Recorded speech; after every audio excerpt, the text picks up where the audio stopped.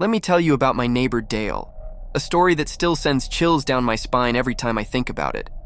You know how they say you never really know someone until you live next to them? Well, I learned that lesson the hard way. It all started 3 years ago when I bought what I thought would be my perfect vacation home, a charming little cabin tucked away in the woods of northern Michigan. The price was right, the location was peaceful, and I couldn't wait to escape the city on weekends. The first time I met Dale, he seemed like the ideal neighbor. He brought over a bottle of homemade wine, helped me fix a loose shutter, and shared stories about the area's history. I remember thinking how lucky I was to have such a friendly neighbor in such a remote location. But things started changing about 6 months in. At first, it was subtle. Dale would show up unannounced more frequently, always with a drink in hand. He'd linger a bit too long, ask oddly personal questions about my schedule, my family, when I'd be coming up next. Then came the night that changed everything. I was reading in my living room when I heard rustling outside my window. Through the curtains, I could make out Dale's silhouette, just standing there, staring at my house. When I opened the door to confront him, the smell of alcohol hit me before he even spoke. His eyes were different, wild, unfocused.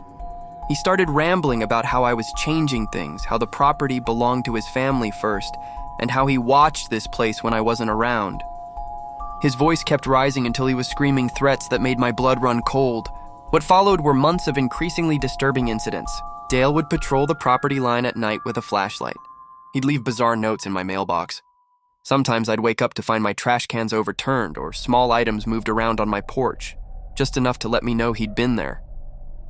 Looking back, I can see how Dale's isolation had slowly warped his mind. Living alone for decades in the woods, drinking to pass the time, probably hadn't done him any favors. The friendly neighbor act had just been a facade, masking something much darker underneath. I ended up selling the house at a loss last year.